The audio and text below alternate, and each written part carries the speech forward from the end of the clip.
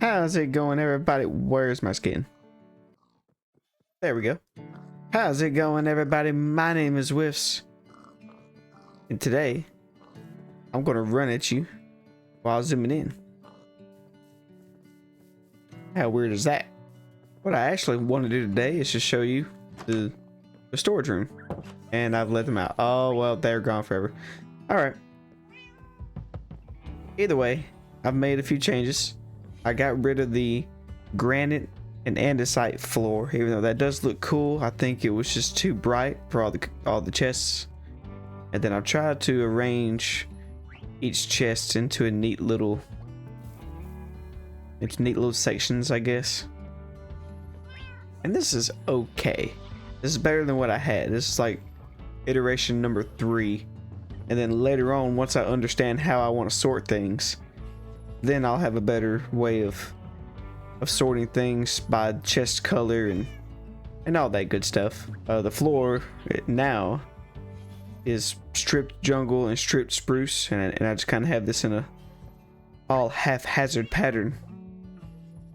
And I think it looks okay, but these chests are just awesome looking. Lion Studios really outdid itself.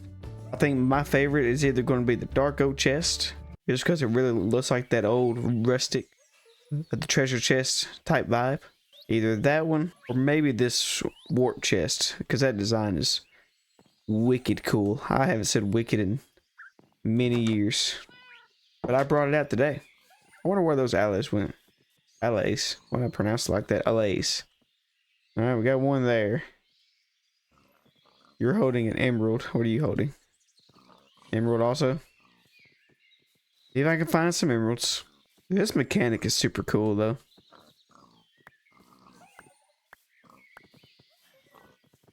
I don't know how people use allays in this game. That is just adorable. Okay, I think everyone's in here. Do a quick head count. 1, 2, 3. There you are.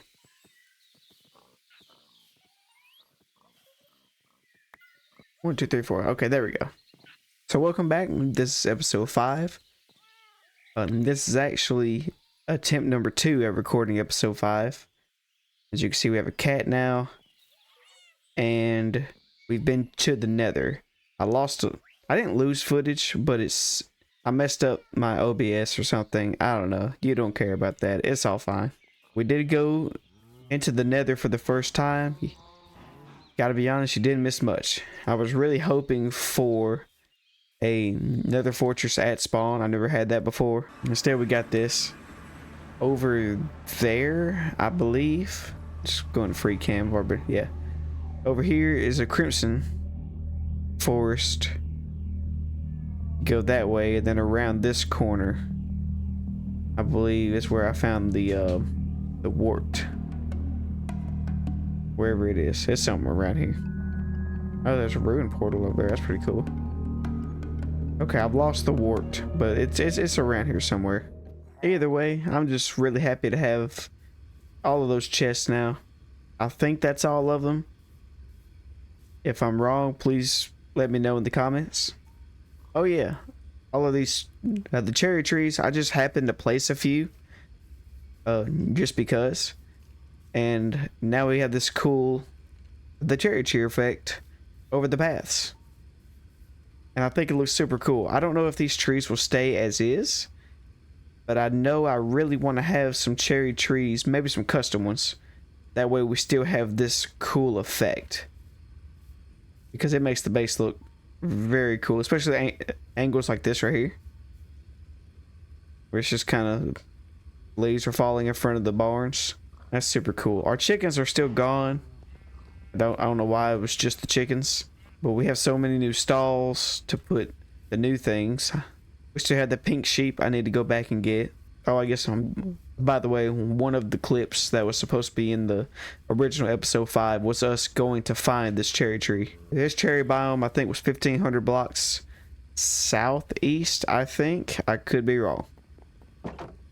Me and directions have not been good in this playthrough at all. So now, and how did you get out? Oh well. And to start with, I think I want to go into the volume here and see if I can't turn down for what. And I want to turn down the block sounds so that the opening and closing the chest to be quieter. Yeah, that's good.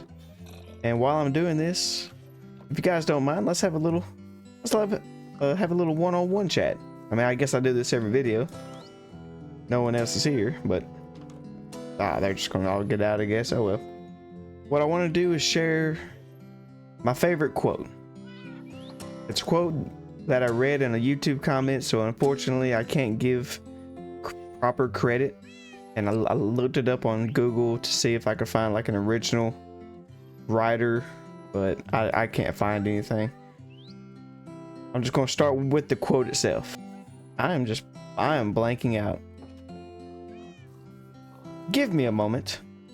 Let me take a quick nap and maybe I'll learn how to word this. I am in the wall. That comment said something along the lines of, in life you're going to have to pick your path. When you do, choose a path that will lead you to following your passions and following your dreams. Pick a path that will also allow you to be yourself as you're pursuing those things. You pick that path and you walk it. And eventually, you're going to look over and you're going to see people walking that same path as you. And you're going to find yourself with people who are like-minded, with people who want the same things as you. Those people will be willing to walk life with you. I think this quote was meant for like dating advice, and I think it's really good for that. Actually, it makes a lot of sense. If you pick a path that allows you to be true to yourself and you walk it, in theory you'll find people who are also being true to themselves, who have the same values and the same wants, like the same things as you do. And I heard that and it gave me a little peace. Not right away. I think it's been a few years ago. That's why I can't find the video that I saw it in. I wish I could give credit to it. I just really like that advice because I think it works for so much more than just dating. You'll find friends, you'll find other passions, you know, because you might choose this path here and your goal is this one thing that you have in mind, but as you go up you'll realize that, oh, I could, or you'll be exposed to different things and you might think, oh, well, that doesn't seem as cool as this thing over here, and so you start walking this path now, and then you meet some more people and realize, whoa, I didn't know this option was available. And so eventually you've taken this long journey and you've started by yourself only wanting one thing, and life can take you to many different paths and lead you to many different people. I hope you get what I'm saying. It's a really nice quote, really nice thing to think about, especially if you're younger. I think when I was late teens, early 20s especially, I was super worried and super anxious about the decisions I was making. And you know, especially early on in life, you want to make the right choices in order to set yourself up for the future. And if you're like me and you overthink, you'll find yourself stressed out about various things. I mean, for just one little example, I think my lowest point, and how cool is it that the rain comes down? I think my lowest point in my life was about when I was 20, which was 5 years ago now. And if anyone remembers what happened 5 years ago, 4 or 5 years ago, there was this thing called a pandemic. I don't think I had to explain that to you. The pandemic happened about the same time that I hit a low point where, one, I lost my faith. That's a conversation for another day. And two, I felt like the decisions that I had made were not the right ones. And now that the world was changing, I wouldn't be able to change my future, if that makes sense. I just felt like really stuck, and it really bothered me. And I bring that up because I wish I had understood this quote then. All I would have to do is just keep pursuing the things that I enjoyed and just stay on that path that's like true to myself. And eventually it would lead me to more people, lead me to more friends, and who knows what the future holds now. Future's looking brighter than ever. That's where I'm going with this. This took a while to record. If you notice the days, I started this speech on day 245. And this has been a trip. I really hope I was clear about that. Long story short, the too long didn't watch, which I don't know why you would start the video here, but I digress. If you're feeling bad right now, you're feeling confused or maybe anxious, the most important thing that you can do, the best decision that you can make, is to stay true to yourself. Follow your dreams. Follow your passions. And they will lead you to everything you want eventually. It will probably lead you to some things you didn't know you wanted. So, yeah. I appreciate you guys listening to my TED Talk. And, by the way, I learned something during this. You can't, let's switch these around. You can't open chests that are under barrels. How weird is that? So anyway, I'm going to get this done, and then we're going to come back for some questions that you wonderful people asked. Well, it's day 250, and since I've finally found my wheat seeds, I guess today would be a good time to replant these fields. And while I do that, I'll answer the questions if I can find... Oh, well, here's a... That might do it. I don't know. That tree just popped up. That's pretty cool. And by the way, quick announcement. The channel just hit 25 subscribers. Which in the grand scheme of things might sound like a pretty low number.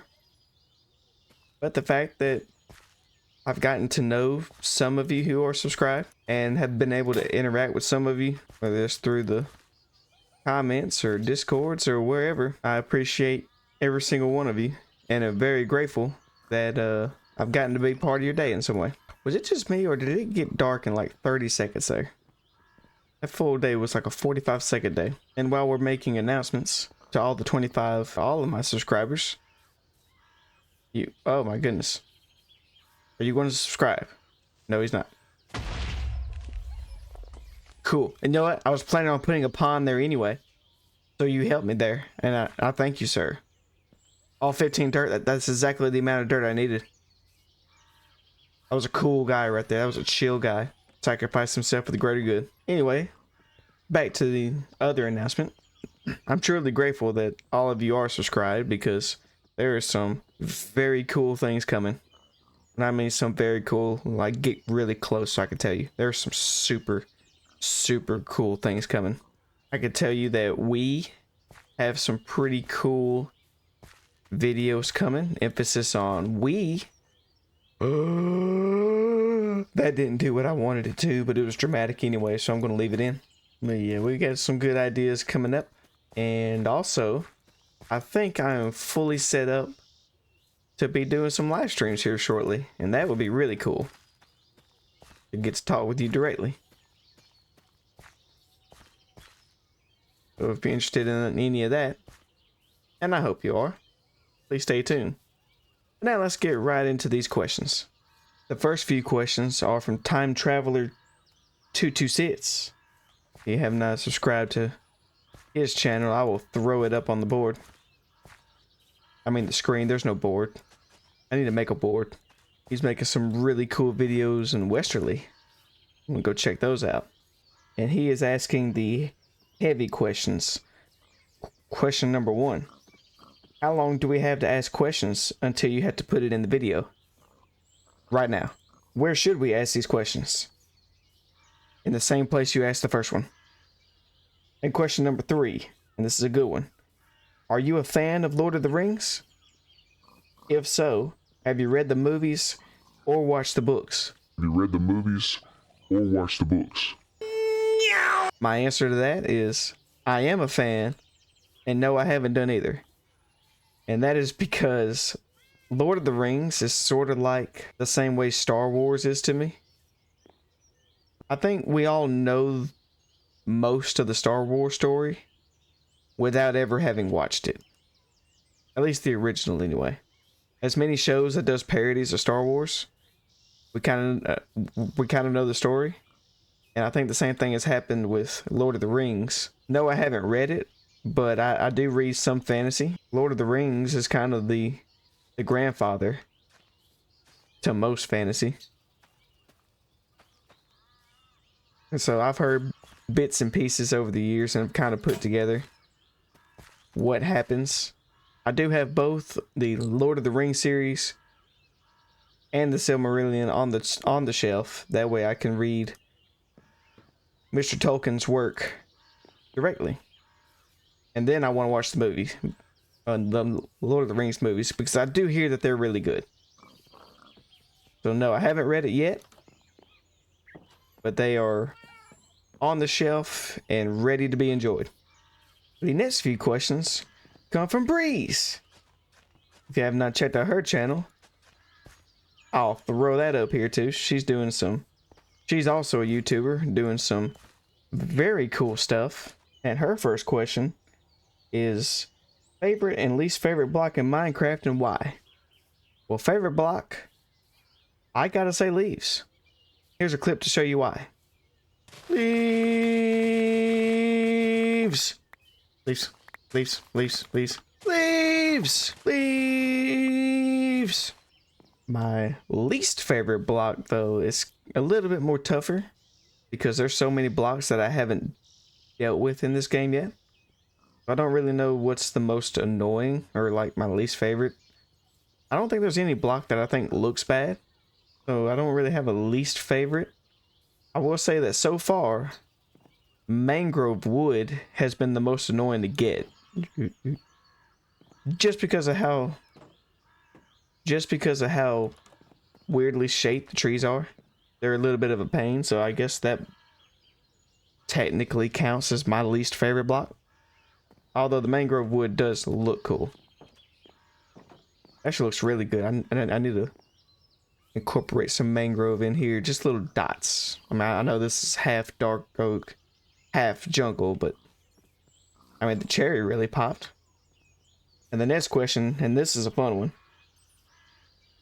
When did you start playing Minecraft? And what's your favorite aspect of the game? I don't remember the year I started playing. I do remember the first time I saw it, and that was my brother was playing it on Xbox 360. And I watched him play it for like 20 seconds, where all he did was hit a pig with a stick. And I said, well, that game sucks. And to be honest, I can't remember what got me back interested in it. I guess it had to have been... I must have seen something on YouTube because I was really big into like watching Let's Plays and those types of things. So I'm guessing I saw some Minecrafter build something or whatever, and that got me interested in it. And then I will say the first Minecraft YouTuber I ever watched was Python MC. Python Plays Minecraft series. That series taught me how to play this game, and I think Python's build style is what got me started wanting to build things in this game for sure. He's also a big fan of leaves and flower pots. That got me started, and my favorite aspect of this game, I see Minecraft as its own platform now. Minecraft is really incredible the more you think about it. There's people who use redstone to build computers. I saw a YouTube short where a team of redstoners, I don't know if they want to be called redstoners, but a team of redstone experts built a working GPU in Minecraft with the blocks that are in this game. They may have had some mods in there, but still. I mean, the fact that you can mod this game to be anything you want it to, you can make content in this game that doesn't even have to be about the game itself. I started this channel with the idea that I could just put whatever I wanted. I could make videos about whatever I wanted to just while I was playing Minecraft. So like, for example, while I'm just mining out a large area or something, I could talk about whatever I want to. And by that, I mean, I wanted to use Minecraft to talk about things that I really enjoyed. So, for example, whenever I read Lord of the Rings, and I promise Time Traveler Jerry, I will. I can make a video in Minecraft talking about how much I like Lord of the Rings as I'm just mining diorite or something, you know? And so it's a Minecraft channel, but I can put out all kinds of different content. I hope that made sense. Little fun fact for all the people out there. When I first decided I was going to make content, it was actually going to be about language learning. But then I decided that, oh, well, maybe I want to do reviews of stuff. And then I decided, oh wait, I have a computer that can play Minecraft now. And the more I thought about it, I can make a Minecraft channel and do all the other stuff I wanted to. So that's my favorite aspect of this game, I would say. And then to finish up your question, Breeze, what's something you wish was different? I really like Minecraft the way it is. I mean, I think my complaints are about the same as everyone else's. Like, you know, fits the inventory. It doesn't seem like that hard of a thing to do. I'm not a game developer, but I mean, you already have the option in creative to switch hotbars. I don't see why that wouldn't work in survival. Like, you have your tool set, you know, like your tool hotbar, then you have your building blocks hotbar, and then you have your redstone hotbar, and then you just press like shift and 1, shift 3, or control, I don't know. And you can swap out the hotbars and save yourself a lot of time of, you know, oh, we'll move this here, and all that good stuff. I guess that's my biggest thing I would change, is to either adopt other games' inventory system or just use what you already have. Now that might be impossible, I don't know, I'm just a player. One other thing that I dislike about this game is my chickens keep disappearing, and I don't know why.